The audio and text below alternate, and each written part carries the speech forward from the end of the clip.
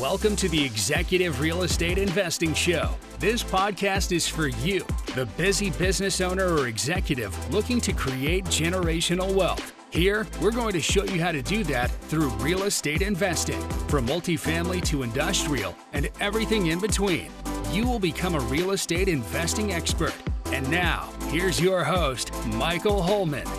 Hello, everyone, and welcome to another episode of the Executive Real Estate Investing Show. As always, I'm your host, Michael Holman, and today we have a very interesting show. So we have Isaac Bennett, a little different. I feel like I've been saying this, a little different from a lot of like the core, group of guests that we oftentimes get in the show, which is interesting, right? What I love is he's looking at alternative assets as a whole, right? I mean, he's got recording rights, right? He's got the rights to songs. He's got all sorts of things, and I love it. It's really interesting. And what you find is throughout this conversation that develops, right, he has this very fundamental way. He's looking at the principles of certain assets, and he is going to drill. And he doesn't ever specifically say it through this interview, but what you find is if you listen to it, and I'd almost recommend listening to it twice, you see that there is this really specific investment principles that he is following on every deal, right? Whether that's owning the rights to a popular song or whether that's investing in real estate. So I love, right? He has figured out what it is that he wants to do. He's made his plan and he's sticking with it. And it is fantastic, right? I love that about Isaac. I love that about the conversation. So really excited for the interview. As always, before we get started, though, want to remind everyone, go hit subscribe if you're liking the real estate. If you're liking the advice, go ahead, hit subscribe. You get this every single week. We do one a week. Comes out on Mondays every single week. It's fantastic. Also, leave us a rating and review. And lastly, go out and check out executivereishow.com. Lots of great stuff there. And lastly, before we get into this interview with Isaac, we are going to have today's executive tip. So today's executive tip is to find what you're best at, right? I don't even care if you do anything with that right now, but I want you to identify what you are better at than everybody else in your specific field, right? Just find it, right? Because once you find it, once you recognize that, once you realize that you have this thing that you are just better at than everybody else, that's when you can start honing in and start making that a business. And Isaac actually is going to talk a little bit about this, and it's really, really good. So that is today's executive tip. But without further ado, we're going to get right into this interview with Isaac Bennett. Hello, everyone, and welcome to another episode of the Executive Real Estate Investing Show. As always, I'm your host, Michael Holman. We have a very special guest with us today, Isaac Bennett. The thing that I love about Isaac that I read right off his bio when we were talking just a little bit, sales, right? He has a lot of sales experience. And one of the things that I honestly, truly believe is that anyone who's going to be really successful in business has to have some level of sales skills, right? They have to, it doesn't matter if you're a business owner, you do not have to be a VP of sales to need sales skills, to need to be able to sell yourself, your brand, your product, whatever it is that you do. It's really, really important. So I'm really excited to get into this with Isaac today. Isaac, welcome to the show. Michael, it is my pleasure to be here. I'm really excited. And I love your background. If you're listening to this, Michael is sitting in front of the most beautiful, scenic, snowy, mountainous landscape. And it's just amazing. So I'm super impressed already. Well, that's, Utah, we have a lot of mountains out here and it tends to snow a lot. So it's perfect. I'm glad we framed that up. We were just talking, people who've watched it on YouTube probably have seen it, but if you've only listened, right, we have the mountains behind us. And at one point I was debating, do I get a virtual background or where do I go? And I thought, you know what, just make sure the shades are up, have a window open and let everyone see the mountains behind us. It's perfect. You nailed it. I appreciate it. Well, Isaac, love for you to introduce yourself to myself and the listeners. Yeah. So my name is Isaac Bennett, as Michael said, and I've got about 16 years of sales experience in a variety of executive roles and otherwise. And about a year ago, my wife and I felt called to start our own brand holding business, to really push forward the things that we were doing entrepreneurially from 7 p.m. to 10 p.m. and actually give it our best hours. And I got to tell you, it was a terrifying move, but we're so thankful that we did. It's been an amazing thing. So our brand is called UR, YOUARE. And then all of our agencies beneath that are just suffixes of that prefix. So we have you are well, you are home, you are abundant, you are secure, and you are good. Awesome. I love it. Well, would you take just a second and maybe explain all the different URs? I sure will. So the idea here is that we want to touch every portion of people's lives that we're passionate about and believe that you need to have sort of a good holistic life.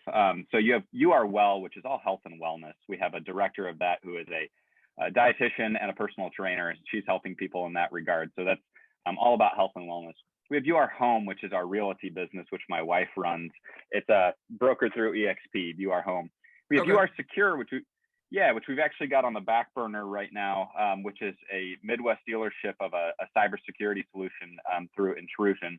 And then we have You Are Abundant, which is probably what we're talking about today. That's our alternative asset syndication business, which I run. And then we have You Are Good, which is purely philanthropic. We give 20% of our net income back to charitable and missional organizations as we have profit. Awesome. I love it. Well, one of the things that I've seen and kind of a theme through people who come on the show is this idea that, right, we talk about business, we talk about real estate on this podcast, but this idea of a broader view of life than just that, right? How oftentimes the things like our health and our wellness actually have a big influence into, our real estate business, whatever other business we're running. So I'd love to get kind of your thought process, right? I mean, you started all these different brands. Talk to me about why you started so many at the same time versus, maybe saying, hey, I'm going to start this one and then this one and then this one. What kind of drove you to say, hey, we need to start multiple brands here? Yeah, well, I think the idea is that it was one brand with a flywheel effect of the agencies surrounding it. So I think it's important to understand like where You Are came from. And what I really found is that I'm not particularly motivated by money. I'm much more motivated by helping people and leaving a legacy. And that sounds like maybe a little high and mighty. But I guess I've just found that the money doesn't do it for me. It's really the impact that you can have on others that I find interesting. And so You Are was birthed from this idea that if I was trying to lift somebody up, I found myself always saying You Are first. So I might say, Michael, you are really enthusiastic. Or, I would say to my 5-year-old niece, I'd say, Collins, you are beautiful. And so I found that it was really difficult to actually encourage someone or exhort them without first saying You Are. So each of these agencies are things that we're passionate about. For instance, I'll give you one example. You Are Well, I had a 2-decade-long struggle with depression and suicidal thoughts, really, really, really dark, and addiction and other things. And finding my way out of that to health and wholeness is it's a passion project of mine. So it was almost like I couldn't start a business if I didn't have a component that helps people with their mental and spiritual and physical health. So I knew that like it wouldn't be a whole business if I didn't have that. So that gives you an idea into the thinking kind of. Yeah, no, I love it. Right. And I think that that's so important, right? Because as you start these businesses, as you get going, I mean, this is something that even I can tell you, like me, myself, right, I'm dealing with right now is things are just so busy, right? Yeah. I mean, on everything that I find that there are some things that at times struggle, right? Like oftentimes health and wellness is usually one of those things that's like, well, I got so much to do. Here's 4 hours of sleep for the next week, and which I know isn't right. It's not how it should be, but it's so hard to kind of take a step back and say, no, this is important, right? And it means a lot. And so I love this idea that you're looking at things, holistically. Yeah, that's exactly right. And it's funny that you use sleep as an example because you mentioned sales in the intro, and the first, 10 of the first 12 years of my career were traveling internationally. I traveled over 50 countries. I was jet lagged pretty much my whole life. I had horrible sleep patterns, and I found that really a vicious cycle with my depression. And at one point when I left that job, I said, you know what, I'm not doing that anymore. And the one thing I will not sacrifice is my sleep. So 8 hours a night. I don't care what else is going on. I do it every night. And it's 8 hours, and I never sacrifice that. And I have to tell you, I feel like a different person. That's awesome. Well, I'm going to start taking some of that advice, Isaac. I I'm not getting as much sleep as I would like to admit right now while talking to you. You're making me feel a little sheepish, but I love it. Right. So it's super, super important. Well, one thing that I kind of want to back up to, right, because I kind of talked about it in the intro. We talked about sales. You have had this sales career. I'd love to, for just a second, because so many people struggle with sales, right? I mean, you have a lot of people, for example, they might be really, really great at a certain trade. They might be really great at a certain business, right? They're getting a business started. Sales always seems to be one of those things that is just a struggle, right? And so I'd love for you to talk just a little bit about your sales background, right? What did you sell? What were you in sales for? You talked about traveling internationally. I'd love to just get a quick background of that. Sure thing. So I, right out of high school, I actually got my first sales job. So I was working 70 hours a week or so selling cars, new Chevys and Saabs, and I did that for 2.5 years. So you can imagine being an 18-year-old, really fresh-faced. I looked like I was about 15, trying to sell cars to like 65-year-old curmudgeon farmers in Central Illinois, you know. And so I think I probably got like a ridiculous life education in a couple of years there, getting treated by people who didn't want to be talking to you in the first place about sales. So I did that first, learned a ton, had a ton of fun, and then I went and worked for a company that sold mining products. And so I was their international sales manager and then sales director eventually, and just traveled my entire career for 10 years overseas. So you name it, pretty much I've been there and done it, and you know, all these different languages, and unbelievable experience, learning culture, learning how to deal with different people, learning what worked where and what didn't work where. So that was really interesting. And then my last job, I left that in 2019. My last job was 2 years as the vice president of sales for sort of a mid-sized manufacturing company that sold parts to companies like Caterpillar and John Deere.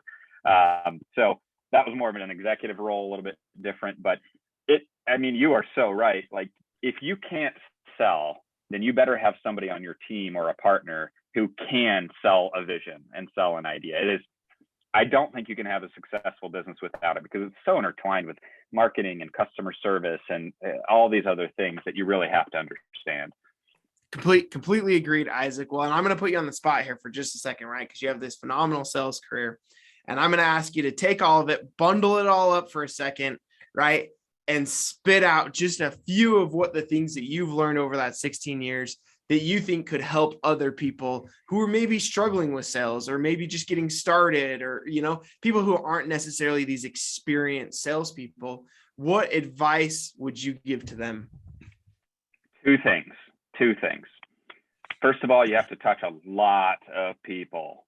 And I don't really specifically mean cold calling, because cold calling is a bit of an art. That's a different thing. I mean intentionally getting yourself in front of high impact people in whatever your lane is, and making sure that you're doing it every single day, because one leads to the next, to the next, to the next, to the next. And if that's outside your comfort zone, you lean into that, because when we find things outside of our comfort zone, that's actually where gains are made. And it's just like lifting weights. You know, the gains are made when it starts to hurt. And this is what I would tell anybody is you have to be in front of people, even if you don't feel like you deserve to be, even if you have, you know, if you're an introvert. I'm an introvert, believe it or not, a hardcore introvert. So that's the first one. Get in front of a ton of people. The second one is counterintuitive, and is the single most important life lesson and sales lesson, is stop talking about yourself. Stop talking about yourself. In sales, you should be asking questions 90 to 95% of the time about the other person, about who their kids are, about what they're doing, about their business, about their life. If you can get the other person talking to you and feedback, immediately you're going to be more likable, immediately. And you're going to learn and know things. So many salespeople, even some successful people, they just run their mouths constantly and nobody likes it. So stop talking and start asking really good questions and listening to the responses. I love that. Well, and to kind of add off of that second point that you made, right? Not only do you become more likable to other people, but when you start asking questions, you start actually understanding what it is their needs are, right? I mean, Anybody who's been in sales understands that we've all had that moment, right? That we made the assumption on what that person needed and what they wanted. And we were like, oh, we just went in to connect the two, right? And we're blasting them with all this good information, right? It's perfect. You've had the polished pitch. everything's good, only to come out later and find that what you were trying to talk to them about was not relevant. They didn't care. That wasn't the driving factor, right? And you don't know that unless they tell you at some point. Right. So love it. I think that's phenomenal. Yeah, so right. I mean, the way to boil that down is to be interested, not to be interesting. And the most interesting people are the ones who are most interested. So if you start recognizing that you're trying to be interested in what the other person is saying, you will find yourself being incredibly interesting to those people. I hate the term, but it's a cheat code. It really is. Be interested. Be interested, and you'll find yourself, surrounded. Well, we just basically outlined one of the points in how to win friends and influence people right there. I love it. So we pretty much just summarized it. And it's true, right? I mean, the point that they make there too is be genuinely interested, right? It can't just be for show, right? People can see through just like the courtesies or whatever, but you have to be genuinely interested in whatever that other person's talking about. So fantastic. So anybody who's getting started in business, who's been in business, who feels like sales is one of those things that's kind of constantly an issue or a struggle, listen to what Isaac's telling you right now. Even go back and re-listen to it, because those are things that will exponentially help you. And even Isaac, you mentioned, right, you're an introvert, right? How did you find a role? Most people, when they think of sales, they do not think of introverts. And surprisingly, I actually have a number of friends in sales, and a lot of them are introverted. How did you make this connection between sales and introverted and navigate through that?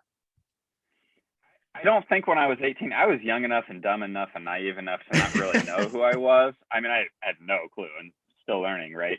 But I think it was like, you're friendly. You can talk to people. You'll be in sales. And it probably wasn't until much later that I realized that it took a lot of energy from me talking to people because I was an introvert. And then I just embraced it and realized, like, well, look, this works this way, is ask questions, let other people do the talking, and it zaps a lot less to your energy. So there's just sort of a natural overlay. And then as I went on, I found that, like, the best salespeople that I knew, they got in front of a ton of people, but boy, they listened. They asked questions and they listened. And generally introverted people are better at doing that anyway. And I think especially for extroverts, and I'm not getting extroverts down. I love extroverts. I love being around them, but you have to check yourself. You have to check yourself and make sure that you are, to your point, that you are intently listening and actually engaging the other person and not just dominating the conversation. Does that make sense? Absolutely. 100%. And as a cold-blooded extrovert, that is something I constantly struggle with in my life all the time. So I hear you, Isaac.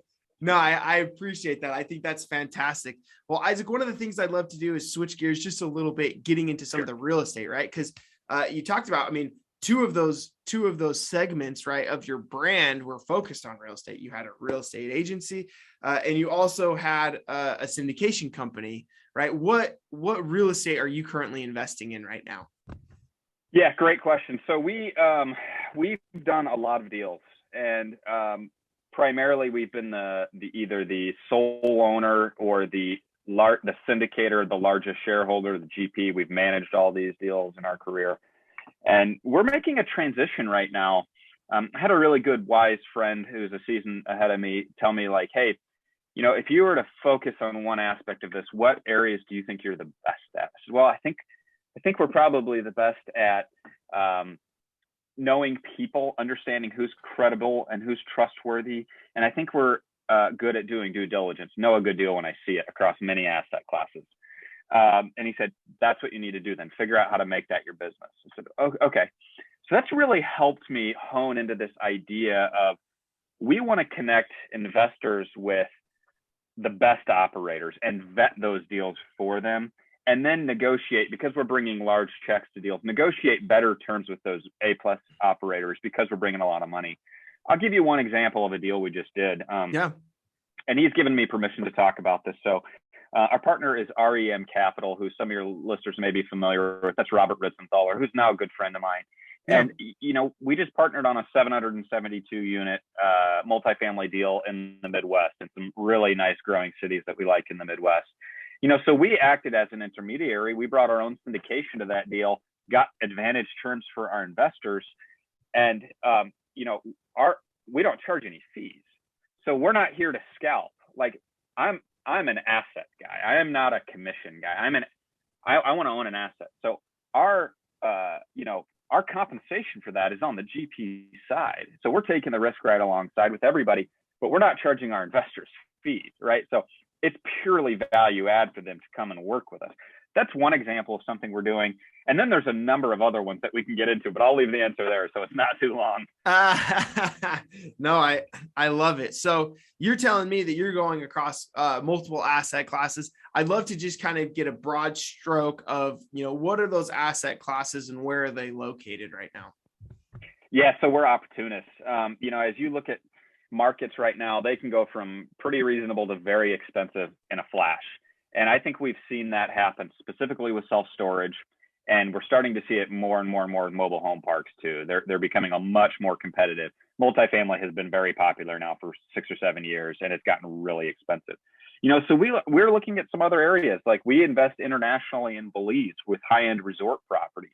And there's very specific reasons that we're there. If anybody's interested in Belize, reach out to me and I can educate you a year's worth of education in an hour, probably. So there's a reason to be there, but we like that space a lot. I'm working with a private tech company actually as a partner to help them raise money for their business. And I'm like, this company is unbelievable. The upside is unbelievable, but you never know about it without the right connections. We're bringing investors to that deal. And that the upside there is just staggering. So it's a private market deal. We're working on an oil and gas deal, which it's pretty interesting right now. We have invested as an LP in mobile home parks, even though I think those are getting more expensive. That was a year ago that we did that. So, across several assets, royalties, we own music royalties and can find some pretty solid deals in there as well. So it's really underwriting. We're looking at deals all day, every day, and tossing out, 19 out of 20 of them, not even looking at them. But you're finding that gem in there that could be really, really interesting. Another example, I'm starting a business in the post-frame building industry, which is blowing up. So there's a value add business there that I brought a partner to. So alternative assets in general, we love real estate, but it's getting harder to find really good deals there. And so we've broadened our scope. I love it. One of the interesting things is you talk to people, right? Some of us real estate people get our head in the real estate sand a little bit, right? And it's hard to pull ourselves out. And it's one of the things that you often hear from some people. And I think it's really wise advice, right? I love the broader alternative assets, right? And people don't realize a lot of times when you go out in the world, right? And you're dealing with big institutions, right? You get these syndicators, that are kind of fresh and they're thinking real estate. They don't realize that real estate is an alternative asset, by definition, right? And that a lot of those, institutions, they are classifying real estate the same as they classify, like you said, their private equity investments, their other investing strategies, which I think is really interesting when you start looking at like that, because these alternative assets, these private markets, you find that there's a lot more room and potential opportunity, right? Which is really good, right? And there's a lot of great things about that. It's just less regulated. So I think people get a little more nervous surrounding private investments. Has that been your experience as well? Yeah, there's more of an educational hurdle there. Most people understand real estate, at least at a deep enough level to really get it. But what I'm finding is that you can set yourself apart by having ideas other than real estate. There's a whole lot of people who do multifamily. And if you've got a couple things in your bag that you say, I'm going to really learn this sector and I'm going to underwrite it and I'm going to figure out what a good deal is compared to a bad deal. First of all, you become way more interesting to people. Just like, we've done 4 deals in Belize, and just that fact make people go, he's coloring a little bit outside the lines here. We should maybe get to know him a little better. It makes a huge difference. So one piece of advice I would give people is do one thing that's different than everybody else is doing. Even if it's at 1% of your portfolio, go do one thing that you can talk about. Like, for instance, here's another example. We own Willow Smith, Will Smith's daughter. We own the rights to her song, Whip My Hair. Dumb song, maybe, very popular, still plays all the time and get paid a lot for it. Like, it's also really interesting to talk about when you go, like, you're at a wedding and you request a song and people are like, what? You're like, yeah, we own this. We're getting paid. Fun to talk about. That is a great party starter right there, right? If you ever need something to talk about, you just brought a whole new idea. I might have to go look into something because I need to start that small talk, right? My wife's really good at small talk. I'm really good at big flamboyant talking once I get going. It takes me a little while to get going, but that gives you a party starter for sure. I love it. Well, and I think that's interesting, right? And Isaac, honestly, this is something that I've taken to heart too, right? Because there's so many, like you said, there's a lot of multifamily syndicators out there, right? I mean, there just is, and it's kind of growing at an exponential rate as multifamily continues to go up, right? And so, specifically, I look at like our business, right? And we had this idea about 3 or 4 years ago, right? Because we've been in development for a long time, right? That's kind of been our bread and butter, but it's hard when you start. Back in 2019, 2018, it's hard to not start thinking, man, we could get a lot more, let's zero in on multifamily. It'd be a lot easier to get to 2,000 units if we bought existing rather than developed, right? I mean, because if we go out and buy them, right, the financing is easier. It's usually, oftentimes we get non-recourse, there's all these benefits. You don't have to spend 2 years building the thing.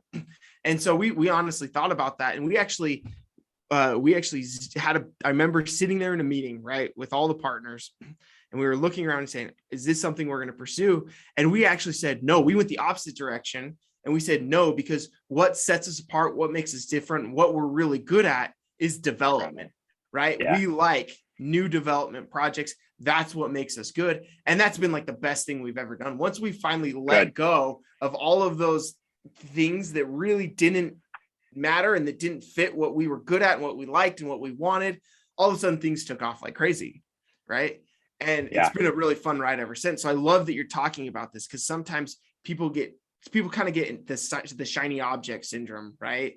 Where they just want to bounce around to thing, or they see something that's working really good. So I love that you're talking about that right now. Well, what you centered on is something that, so I say that like 95% of people should not even manage real estate. Like, you shouldn't go buy onesie, twosies things. Most people should not do that. They should invest passively with a great GP. You are touching on something which is ground up development, of which 99.9% of people should not do, because it's enormously hard. It's like trying to hit a 96-mile-an-hour fastball in the outside corner. Nobody can do it except 5 people, right? And if you're one of those 5, you have the ability to focus on that and exponentially grow that. And by all means, you should do that.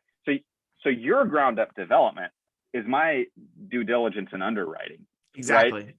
Because we cut our teeth reading guys like Howard Marks and John Hussman and Jim Rogers and guys like that in the equity markets, where what we learned is how to evaluate businesses across every spectrum and understand what makes them tick and go. And so I spent 15 years doing that on my own. And then I recognized this applies to syndicating too. So I need to be the guy that connects the right people with the right underwritten deals. And that's my ground up development. You know what I mean? That's my specialty. So I think we're on the same page. It's just, you have to find what 100%. That lane is for you. Mm-hmm. Yeah, I agree 100%. So anybody who's listening, right, whether you're wanting to get into real estate, whether you're wanting to, grow your business, I think this type of advice is the thing that can help you get there, right? I mean, sometimes people just get they don't zero in on the things that they are really good at, right? Right. And that sometimes can drag you down. Oh, I love it, Isaac. This has been a really fun conversation. We are going to start to kind of wrap things up here a little bit. There's 2 questions that we ask everybody who comes on the show, you included. So first question, Isaac, what is the best business advice that you were ever given? So I kind of already led into one of them. So can I give a 2-part answer? Am I breaking the rules? You can give as much or as little as you want. The more sage advice you want to give to everybody, we'll take all of it. 3-part answer then. 3-part answer. The first one is the one I've already said. So I just want to reiterate. To be interesting, you must ask questions and intently listen. And if you can make that where you're an 80 to 90% question answer and then intently listen, watch your career and your life soar. Your relationships will soar. That's the first one. The second one is buy durable assets. The wealthiest people in the world, they don't think about cash flow. They think about the durability of their asset. And I'm not one of the wealthiest people in the world. However, that single piece of advice, which is a Tony Deeden piece of advice, buy durable assets. And when you think like that, you start to think differently. And so if you plant that in your mind and think, is this a durable asset? And I will tell you, most multifamily, especially built since 2010, is the opposite of a durable asset. Depreciation is not just a line item on your balance sheet. So buy durable assets. And the third one, and this has protected me so many times that it feels like a proverb or something, is position size. And you should become an expert at position sizing your portfolio using some sort of beta adjusted system, whatever that is, whatever that makes sense in your mind. And I'm happy to talk to people about that if they want to know how we do it. But you need to position size in such a way where your maximum downside does not take you under. And I think that has saved me. It saved me more times than I care to admit, both in equities and in other things. We've never lost money on real estate, but part of that is tailwinds, structural tailwinds. So I would tell people that if they can put that into practice, understanding position sizing in their portfolios, it will dramatically alter not just your safety, but it actually improves your upside as well. It's a strange fact, but it does. All right. That was too good for us to not talk at least a little bit about on both of those. So first thing I'm going to say is on your point number 2, define what you mean by durable assets for everybody. Well, I think it's different for everyone. When I think of a durable asset, the first thing that comes to mind is gold. Okay, so now I'm not telling people to run out there and buy a bunch of precious metals. However, I do own a bunch of precious metals, and I have strong thoughts about the best way to buy them and the best way to invest in them.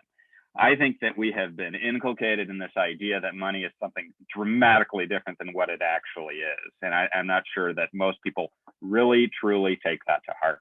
When I measure the value of things, I measure them against something that has something of a fixed denominator, like gold. So for instance, when I'm looking at the Dow Jones or the S&P 500, I measure Dow to gold or S&P 500 to gold. That's the way I think about it, because there's a fixed denominator there. And then, you get into some people are like, well, you're always thinking about it in dollar terms. Well, not necessarily. I'm thinking about it in ounces terms, right? Some people are putting Bitcoin in this place. I would say way too early for that, way too early. We need to see more Lindy effect on Bitcoin before we go there. So that's durability. Another thing that's durable, something like farm ground. Farm ground is super durable. Older property that has really wonderful structural integrity that is, can be retrofitted with newer fit finish, electrical, all that kind of thing, but it has really durable, it's going to last a really long time. Unfortunately, we don't make stuff like that anymore. And so that's a bit of a problem. I love land. I love covered land plays. I love mobile home parks from the standpoint that you're making a ground play. It's basically a covered land play, right? So all of those things are durable in a certain sense. I think there are some equity companies that are really, really durable and capital efficient. Coca-Cola is a really durable company. Hershey's is a really durable company.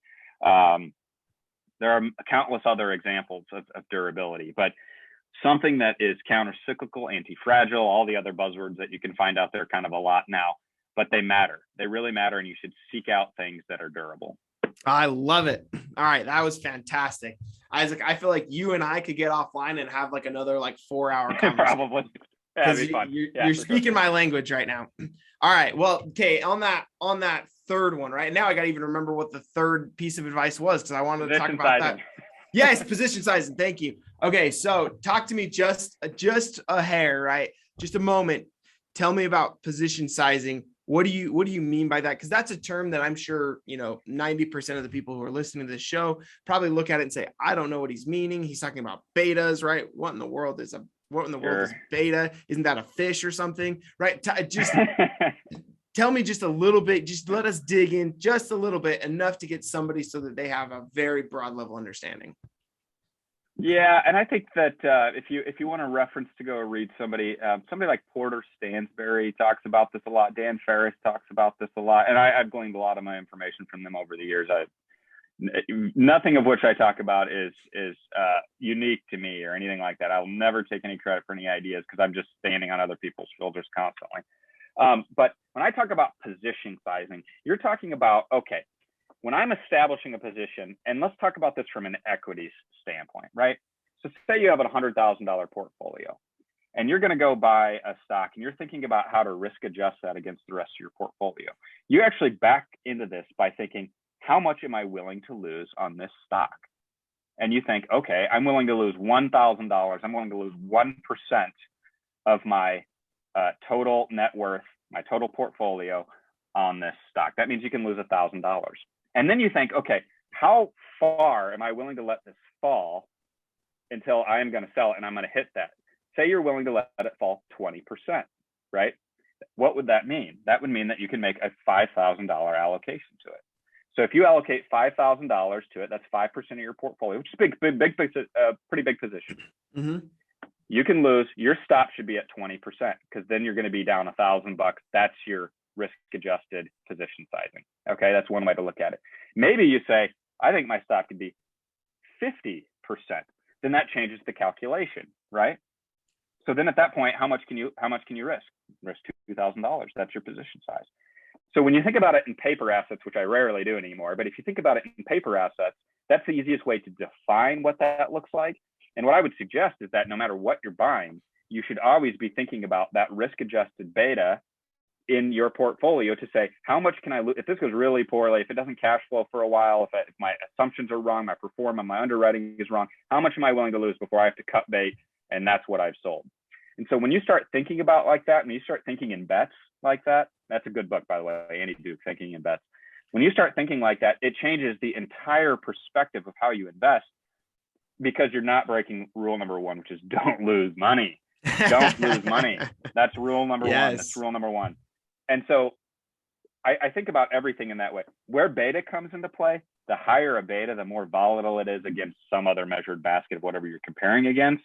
Yep. And then there's mathematical calculations that can take you to saying, basically, if it's twice the risk, you should risk half as much to get to that same type of level of what I'm willing to lose. So I try to at least figuratively think of everything in some beta adjusted way, which is, okay, I'm buying farm ground. This is probably 0.5 beta. Okay, I'm buying resort property. This is 2 beta, right? So I understand how to position size it with the rest of my portfolio. Long-winded answer. I'm really sorry. I apologize. No, I love it. And what it is, it's giving people a broad perspective, right? Because these are things that oftentimes, right, in a 30, 60 minutes, whatever time that we have together here on this podcast, it's hard to really dig in, right? I mean, these are people can spend years learning about these things, but they're really important things. And so I love that we've just kind of opened up the curtain a little bit for people to go, this is interesting. I've never thought about, the type of asset I'm buying and the riskiness level of it and how that should affect how much I buy of it or how little I buy of it. Yeah. So I love it. I love that we just opened up the curtain. Fantastic, Isaac. All right. Second question, like 10 minutes later, that's okay. I think you might've taken the record for the best business advice that we've ever wow. gotten, which honestly, you're welcome. I prodded that out of you. So I appreciate that. Okay. Second question, what real estate investing advice would you give other business owners or business executives? Be careful not to overpay for yield, especially in place yield. I think a lot of people, especially these days, are buying cap rates, and that's not going to end well. For it to end well, they have to get lucky, to be honest. And I'm still a structural believer in real estate for a long time here. I think we're structurally underbuilt. It's going to be good for a long time. You're going to do really well developing for a solid another 10 years, I think. But be careful buying yield, especially if you're in a single tenant industrial commercial type thing that can disappear overnight, and then all of a sudden you're sitting on something that has zero yield. What did that going in cap rate mean now? Nothing. It meant nothing. So probably don't ever buy on a cap rate. You want to buy on the ability to improve a property or improve a situation, improve the business, improve something, and then sell on yield, sell on cap rate. So you want to be selling on a multiple while you're buying on a business theory, because real estate is ultimately all about adding value to something. And I think even ground up is that way, right? You're ultimately adding value, you're improving something. And so I think that's the big thing that people struggle with is they buy yield, and yield can just change so fast. Yep. I completely agree. So sound advice for those who are looking, right? I'm seeing a theme here, Isaac, as we've talked, that you definitely have a focus, and there's even though you have these broad assets, right? You have this broad number, there is a very specific focus that you have in your investing strategies, right? That's become abundantly clear, right? The words like durable, right? The words like risk adjusted, right? Those are all things that are popping up time and time again, right? And you're seeing, you just see this theme, right? I mean, if you're listening to this show and you go back and you listen to it again, right? Let's say you listen to it twice. I think you're going to see what I mean, right? That there's these themes, right? How you can be invested in 20 different types of things, but all of those 20 different types of things have the same core mechanics, right? The same core I keep wanting to say belief, but that's not the right word, right? But at the core, they're very similar. The principles, the reason behind the investing is very similar. So I love that. All right, Isaac, well, we got to wrap up. How can people get a hold of you? So I'm active on Twitter, Isaac C. Bennett. Our website is A People Brand, which is our tagline. Company as you are, our tagline is A People Brand. So A People Brand /investor is where you can go sign up and come talk to me if you want. Email me, Isaac, ISAAC at A People Brand. Feel free to do that. And if you want Michael to put my phone number in the show notes, you can text me or call me anytime. I'm easy to access. I like to talk to people. Despite being an introvert, I do like to talk to people. And so, feel free to reach out anytime. I love these types of conversations. So these conversations give me life for sure. Oh, fantastic. Well, we'll get all this in the show notes for anybody who's interested in getting in touch with Isaac. Isaac, thanks for being on the show. I'm so happy. Thank you, Michael, for having me. It's really fun. Thank you for listening to the Executive Real Estate Investing Show. Ready to learn more? Go to executivereishow.com for more episodes and resources to help you create generational wealth through real estate investing. That's executivereishow.com.